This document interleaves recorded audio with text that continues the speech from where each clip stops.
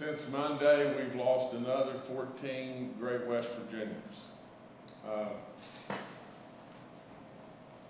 know yesterday was election day and we went through all that and everything, but if you'll just dial back and just absolutely just think, another 14 West Virginians gone. Our 459th death is an 86-year-old male from Wood County. Our 460th death, an 89-year-old male from Wood County. Our 461st death, a 62-year-old male from Harrison County. Our 462nd death, an 81-year-old male from Barber County. Our 463rd death, a 63-year-old female from Wetzel County. Our 464th death, a 91-year-old female from Randolph County. Our 465th death, an 83-year-old female from Cabell County. Our 466th death is an 81-year-old male from Jefferson County. Our 467th death, an 80-year-old female from Jefferson County. Our 468th death, a 76-year-old female from Jefferson County. Our 469th death, a 79-year-old male from Jefferson County. Our 470th death, a 96-year-old female from Brooke County. Our 471st death, a 79-year-old male from Cabell County. And our 472nd death, an 87-year-old female from Cabell County. I guess I wasn't wired up. I hope everybody could hear that and everything. And did we all get all that and everything?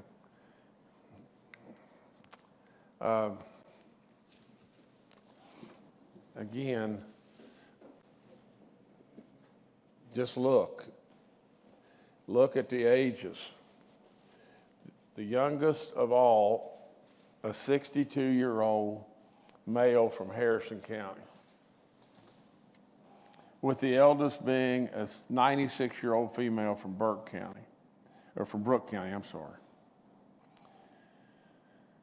Whew. I just hate it. I hate it like crazy. You see what's going on all across this nation. It's bad, and we're dealing with it everywhere. We keep telling everybody over and over and over to, no time to panic.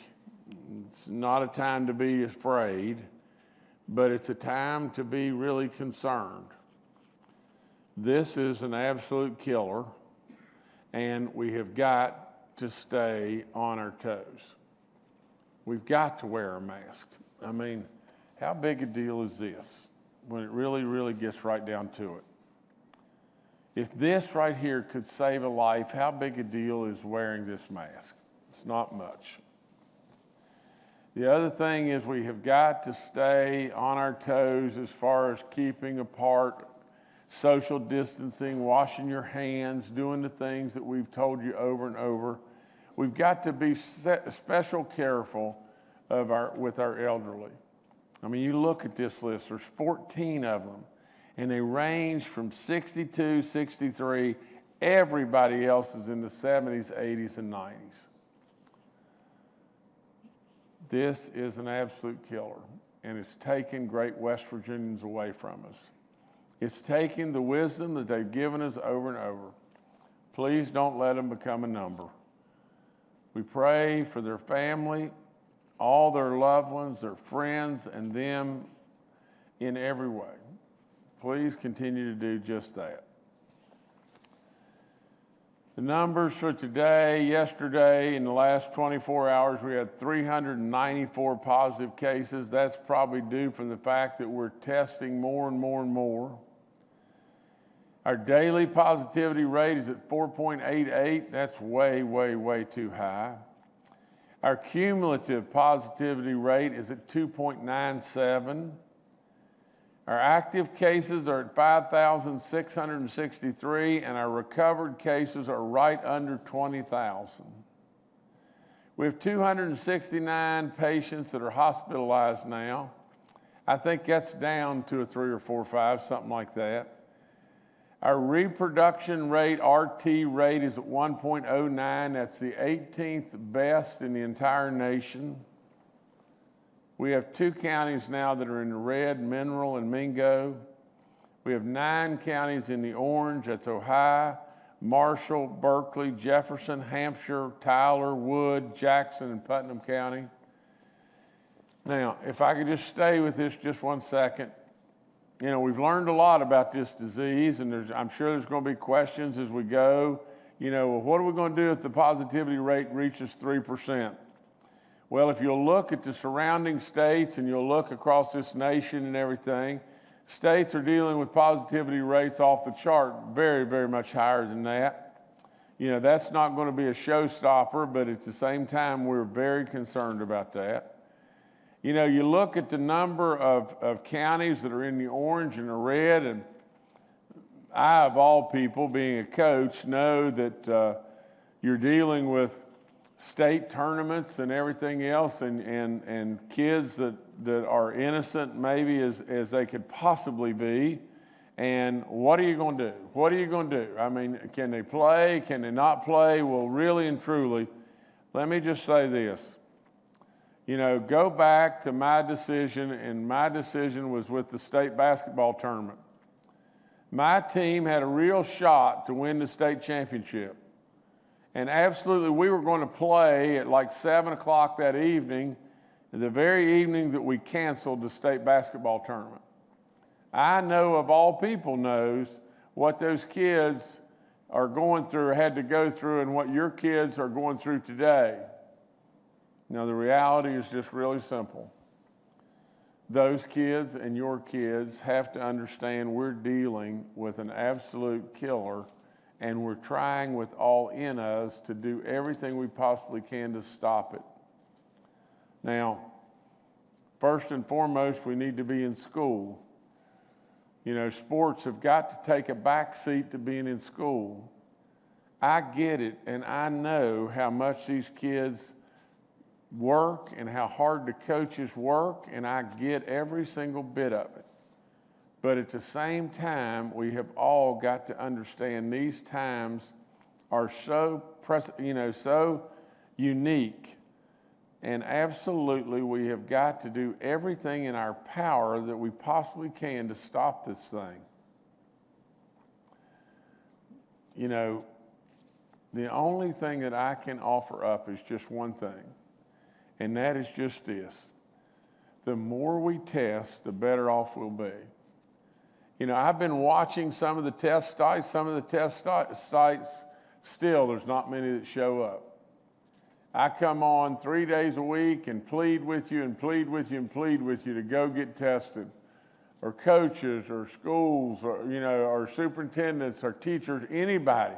Encourage people. The media encourage people for them to go get tested, and yet we're still not doing it to the levels that we need to be doing it. We've made an incredible, you know, financial pledge to be able to do the testing.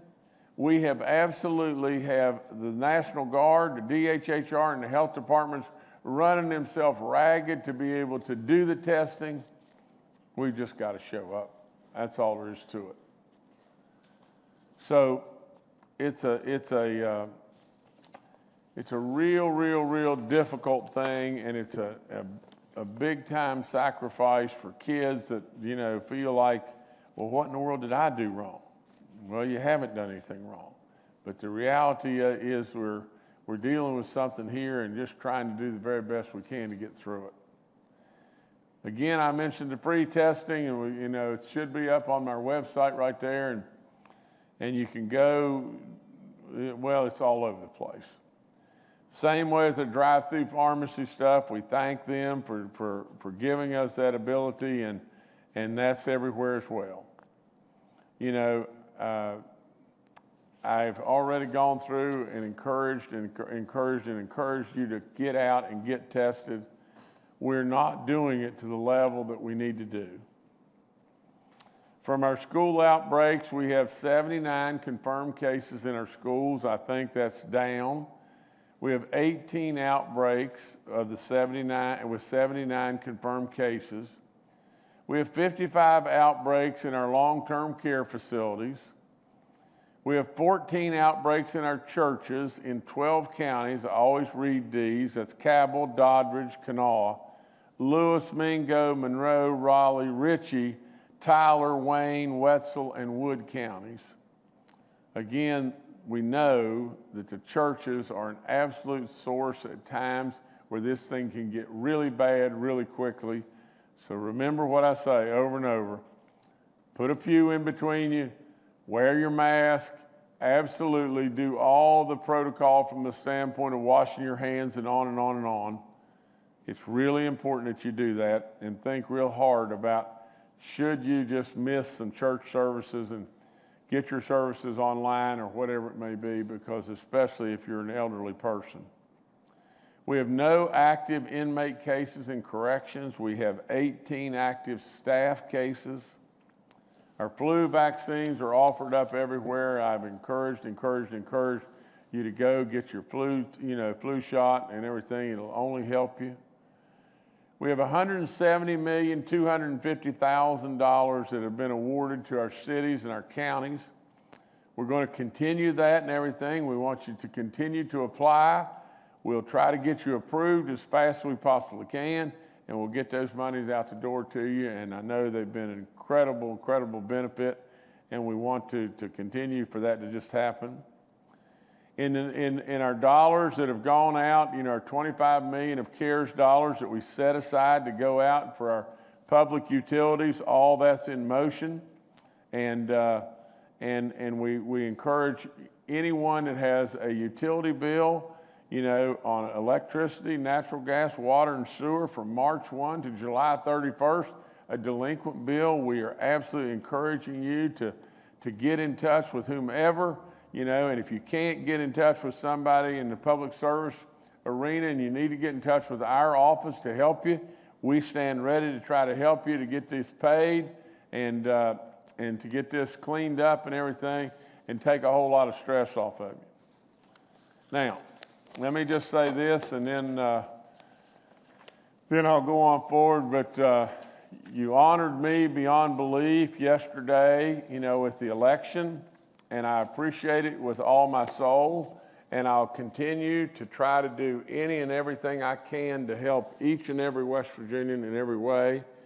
I was asked last night an interesting question, from the media, and the media came up to me and said, now that the election's over, are you going to handle your briefings or handle the pandemic? How are you going to handle the pandemic differently? And I said, I'm not. You see, at the end of the day, with me, there's not been one thread of politics in handling this pandemic. I don't want it to be that way. In fact, I get really irritated when people try to throw in some level of politics, and we had some of that going on. But at the end of the day, what we need to focus on more than anything in the world with this pandemic is the simple fact that we've had 472 great West Virginians die. We're the oldest state. We're the state that's with the most chronic illnesses. And if we don't watch out, this could get way worse than it already is. Now, West Virginians, you've done really, really great. I'm going to stand steadfast with you. We don't need any politics in this. We don't need any grandstanding in this. What we need in this is results. My dad would say, don't confuse effort with accomplishment. We absolutely need to accomplish here. And the accomplishment is just this, is if we can use our mask and the power that we already have right now to let that be our vaccine until we get a vaccine. And as soon as we get that vaccine, we hope and pray that we'll only lose not many from this point forward. We don't want to lose one, but absolutely we know the reality is we're probably going to continue to lose West Virginians. So in that, if we can just minimize it as best we possibly can until we get to that vaccine, That'll be a real day of celebration. So, but we got a ways to go, West Virginia. You know, really, really tighten up. Help me in every way. Go get tested, wear your mask.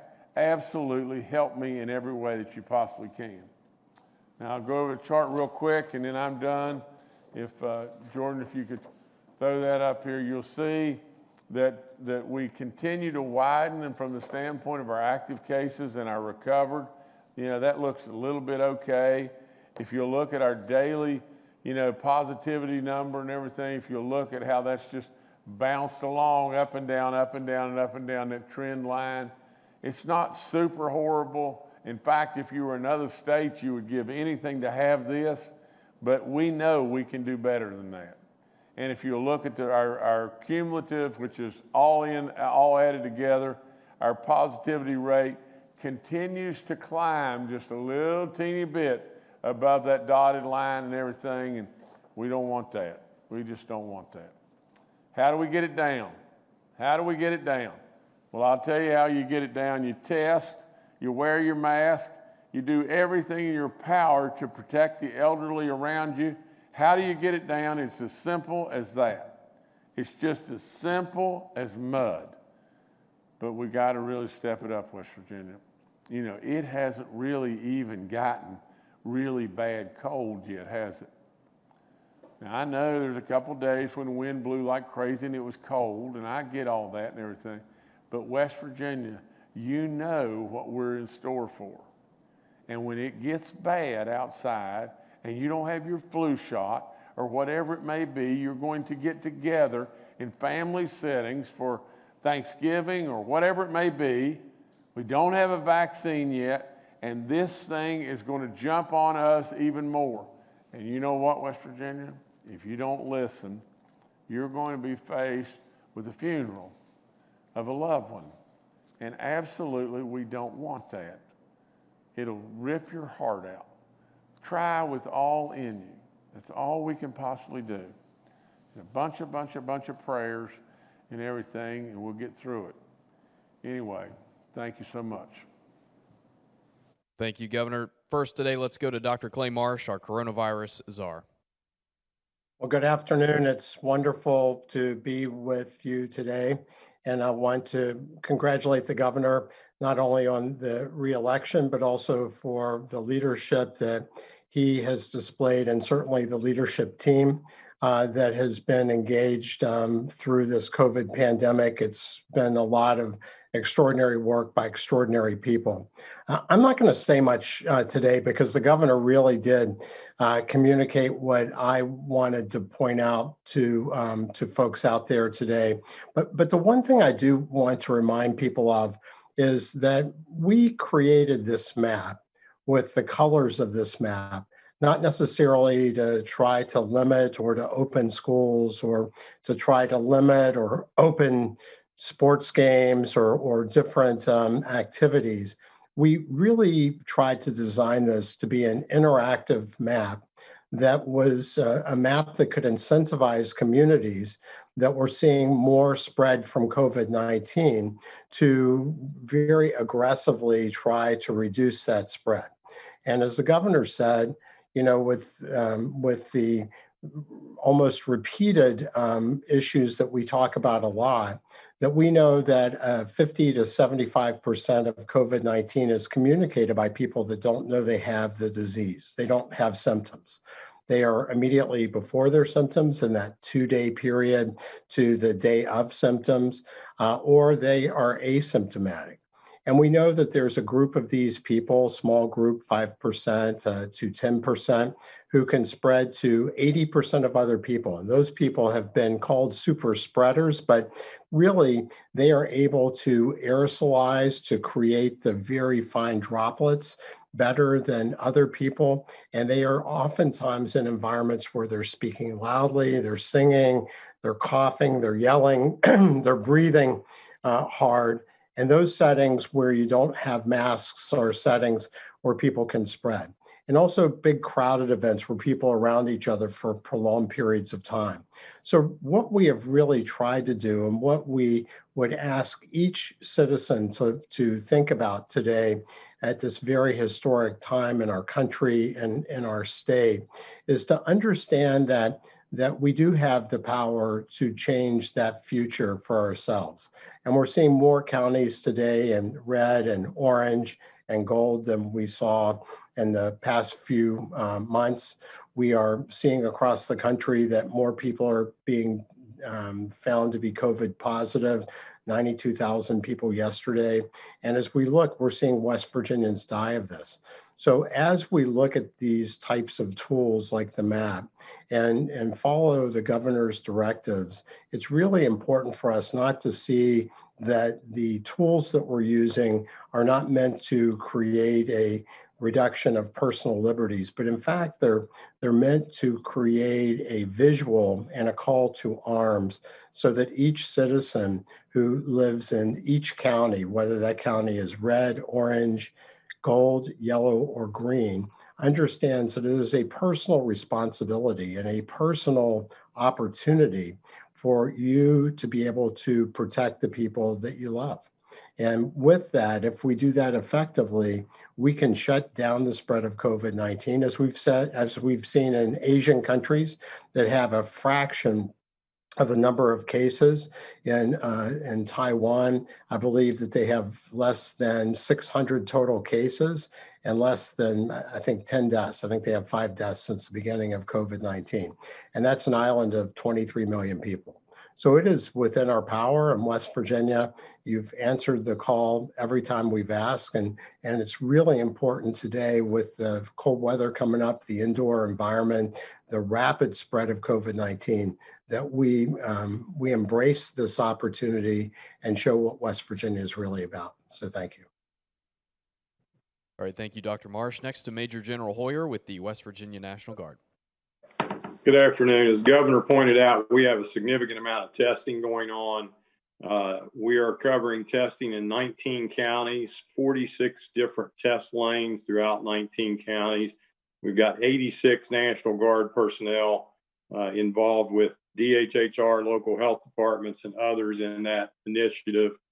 Just to give you some perspective, Commissioner Mullins on our briefing this morning pointed out that we are testing at 4.6 individuals per 1,000, which puts us at right at the best in our region. But as the governor pointed out, that still is not enough to get our numbers where we need to be. We need to be at about 7 per 1,000 to get to those numbers.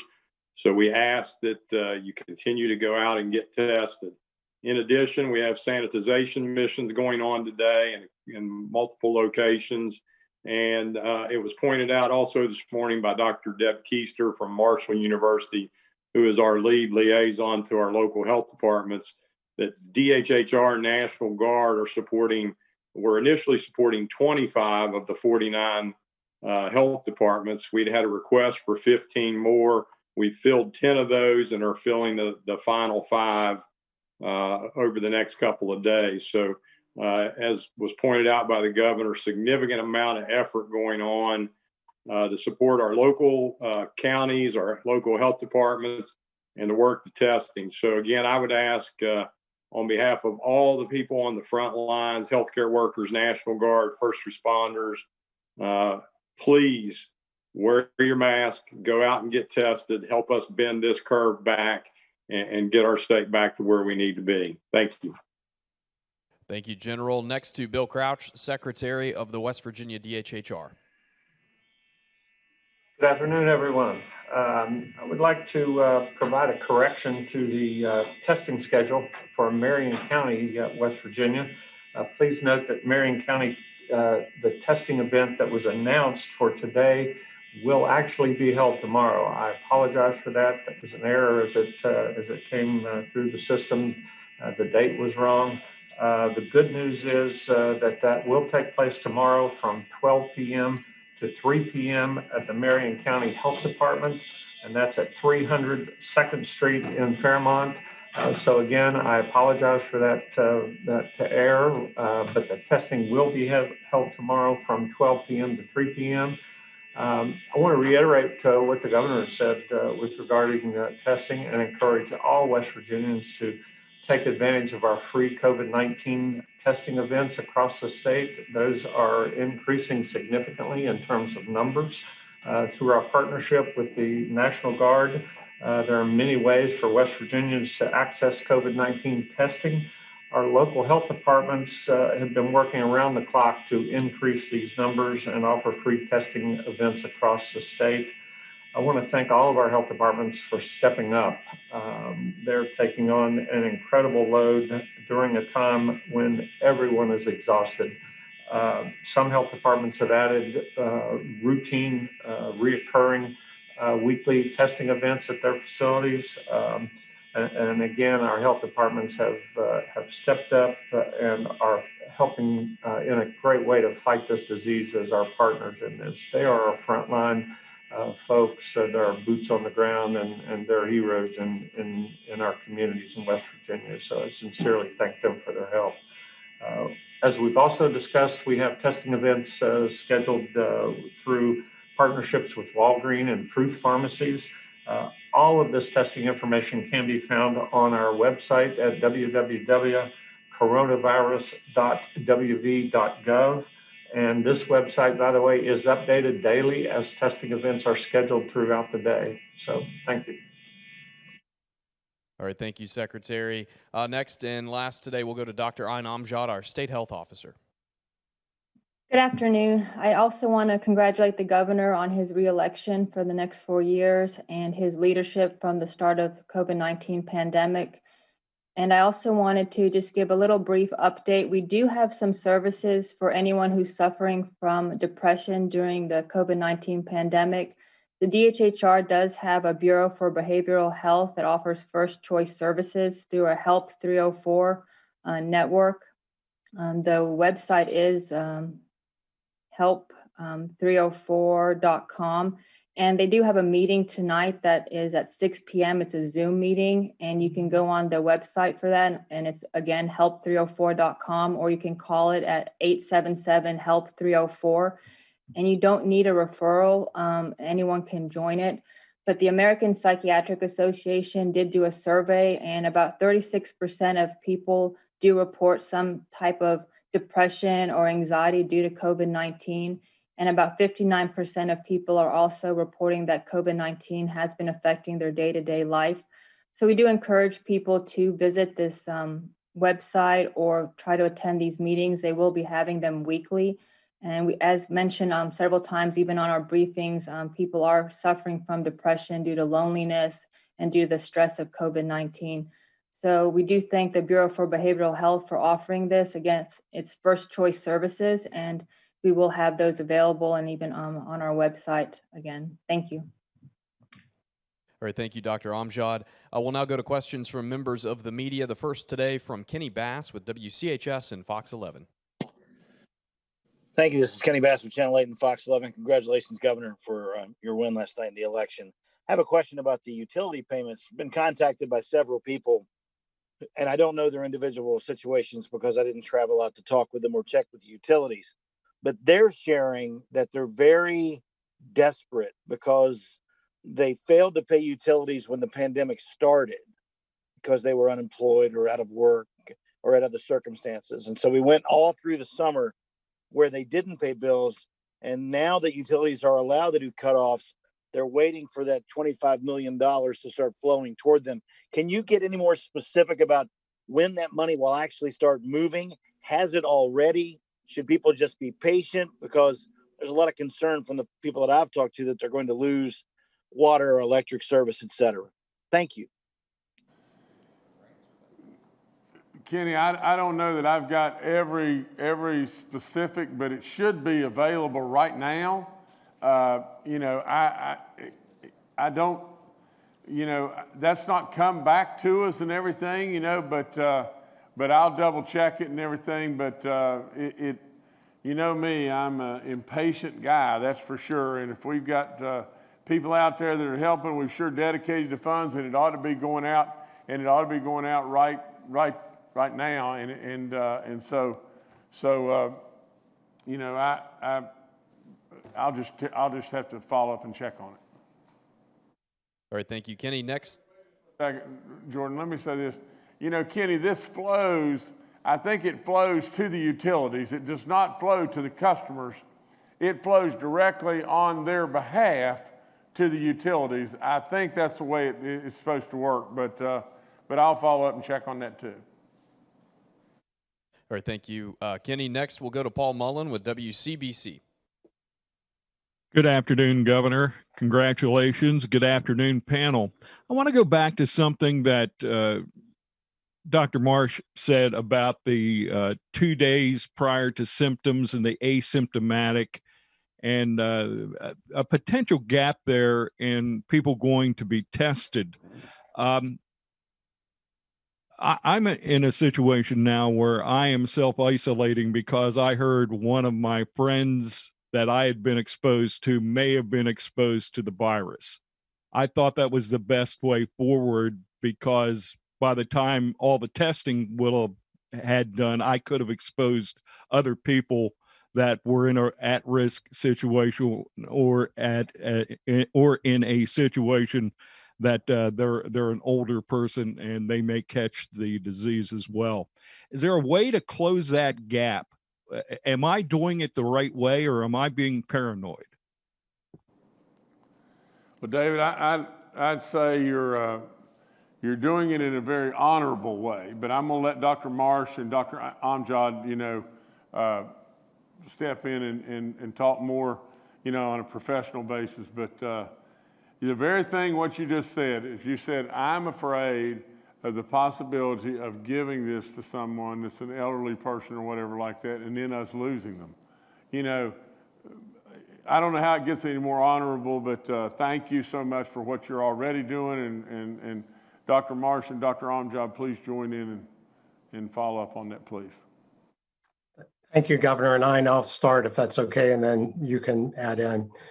So, Paul, thank you for your question. Certainly, as we look at close contacts to people that test COVID positive, then those people are identified by the local health departments and contacted. If you are a contact of somebody who may have been a contact, then that secondary contact may not get that same call from the local health department. And I think that being conservative, being careful as you're doing, if that can fit into your lifestyle, is a good idea. Certainly when, as we've said before, when we look at transmission between, you know, people with the disease, only it looks like a small group of people are really responsible for a large amount of the transmission, the 5 to 10% of people who infect 80% of others are the, you know, quote unquote super spreaders. I don't want to stigmatize people. That's just the name that's been used. And if you look at household contacts, it's generally been pretty low, 9 to 17% transmission in households. I think that the real key question that you bring up, which is a super important one, is because we can't absolutely know who is infected with COVID-19, and we want to protect everybody, that is the reason why masks and physical distancing are so important, because masks really reduce the droplet or the aerosols that you're generating if you happen to be somebody who is infected and doesn't know it and is around other people. And it also is the reason why we really tell people to avoid crowds as much as possible, closed indoor environments, particularly those environments where people are going to take off their masks. And we've seen transmission in restaurants, we've seen it in bars, coffee shops, gymnasiums, and also try not to stay around somebody who you don't live with. And the current CDC guidelines are a total of 15 minutes cumulatively within a 24-hour period of time. And the mask and the physical distancing really do reduce markedly any risk of transmission during that time. So, Aina, I don't know if you have other things you would like to add. I don't, Paul, but just agree with what Clay said, so I don't. Thank you, though. Jordan, come back to me. Just want to say, Paul, I apologize. I thought it was David, and I should have recognized your voice, but Paul, forgive me again. Thank you so much. All right, thank you, Paul. Next to Charles Young with WV News. Hi, this is Charles Young with WV News. Governor, I wanted to go back to what you said about us approaching the 3% cumulative rate.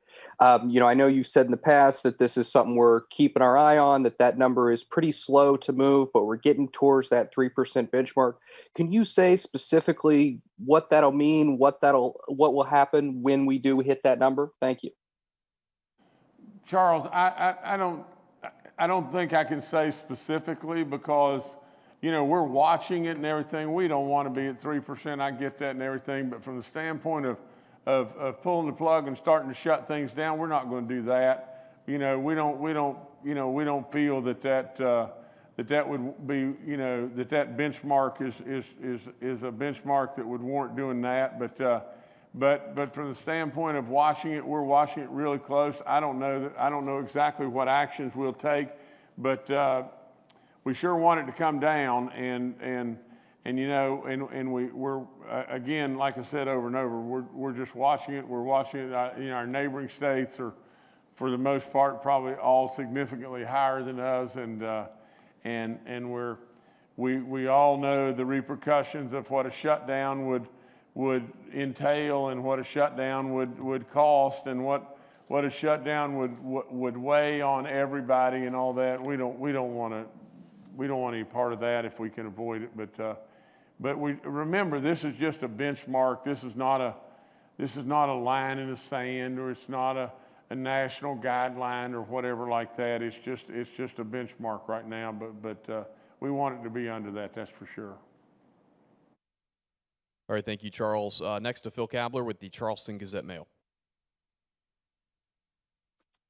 Hello, everyone. Congratulations, Governor, on your reelection.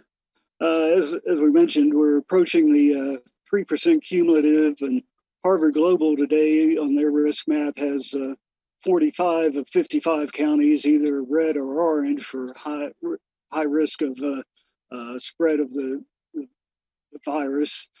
Should we be taking more stringent steps, since it appears we're trending in the wrong direction as far as containment of the virus? Well, Phil, I do not think we need to take any more stringent steps at this point in time, but I do want to say that, first and foremost, it's all still on the table. I don't think any of us need to sit back here and say, we're not going to do this, we're not going to do that. Phil, we're watching it all. I am completely dialed into our health community. I listen to these experts, and right now, as compared to the other states, this situation is going on all across our nation, and it's bad. It's bad all across our nation. It's far worse than it is here. I do not think we need to move more aggressively towards shutdowns and things like that at this point in time, but Phil, that's got to always stay on the table and everything in an effort to try to protect us. And I appreciate your kind words about the governorship, but we're watching it, and we're going to continue to do just that. All right, thank you, Phil. Next to Brittany Patterson with West Virginia Public Broadcasting. Hi, Governor. Hi, panel. Thank you for taking my question. So this is for the governor. Earlier this morning, the president prematurely declared victory and falsely alleged that there was fraud in the election and indicated he might attempt to stop the count of ballots. As the head and the top official here in West Virginia, Governor, what is your reaction to the president's statement? And do you believe what Trump has said about fraud in this election? Thank you. Well, I didn't see it, and I heard, people. I heard people, were saying, well, I wish he wouldn't have said that, and then others saying, well, I understand how upset he is and all that. Listen, let me just say this. I'm not Donald Trump. I'm not Donald Trump. I'm Donald Trump's friend, and I think he's done a heck of a job. And there's times when Donald Trump's personality is Donald Trump's personality. But he led this nation in so many different ways, and it's a tough, tough job. And he had lots and lots of people shooting at him all the time. Now, really and truly, what we need to be doing right now is saying prayers for our leaders and our president and everything in every way. Now, when it really boils right down to it, let's again be brutally honest. A lot of these mail-in ballots and everything, you know, not verifying signatures and everything, whether they are or they aren't, is not an argument for me. Whether it could be an invitation for fraud. It can be. And I mean, that's all there is to it. And the likelihood of it being that is probably fairly high in some places. Just think about this. From the standpoint of our unemployment checks, the checks going out to the very people that were hurting and hurting really, really badly. What happened to us? I mean, what happened all across this nation? You have scam artists and everything else that are trying to beat the system in every way. We had fraud upon fraud that we kind of caught.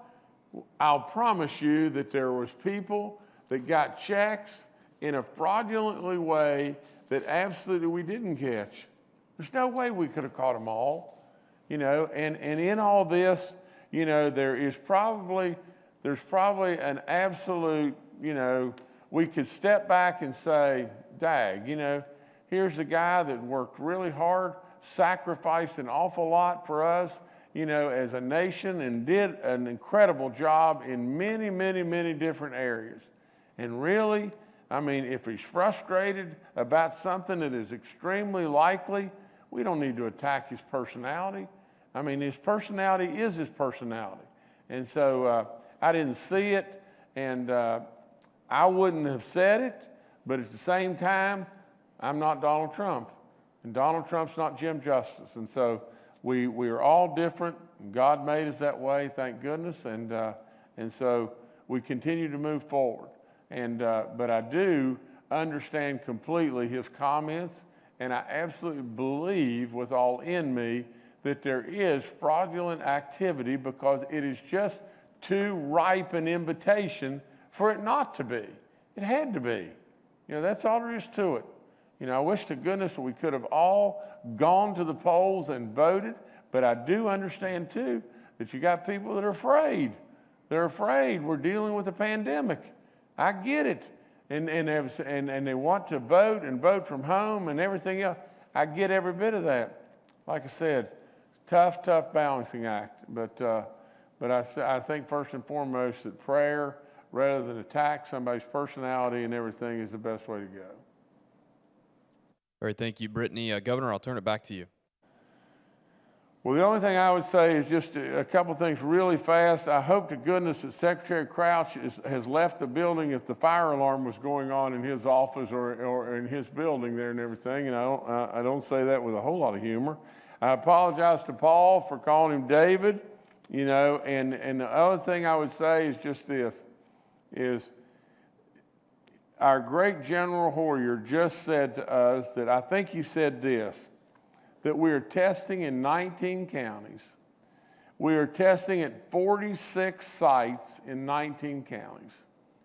We are also doing sanitization, you know, practices all over the place. And that's just the DNR. I mean, that's just the National Guard and the health departments and the DHHR, and all those people are absolutely out there on the front line working their ever-loving tail off. And from the standpoint of me, I said, put the money in it. We've got to do it. We've got to do it. And I instructed our general to go and go right now. Now, listen, West Virginians, you know, I am a straight talking guy, and I don't blow smoke at any of you. I am telling you, you have got to go get tested. These people's sacrifice, the monetary sacrifice, is unbelievable when we say we're going to put it out there and put it out there available to you. You got to go get tested. You got to go get tested. You can save a life. Just like Paul stepping up in his own little way there. You can save a life. Absolutely. Now, come on. We got to go get tested. Anyway, that's all I got today, and thank everybody, and thank all the people that are on the call, all the media. Thank everybody, and let's just all keep pulling this rope together. We don't need to be Republicans, Democrats, Independents. We don't need to be the news media and the politicians or the business guy or whomever. We don't need to be white, black, union, non-union. We don't need to be all that. We need to just be West Virginians. Let's just keep pulling this rope together. We'll get through this, and we'll get through a lot of good stuff. But nevertheless, thank y'all so much.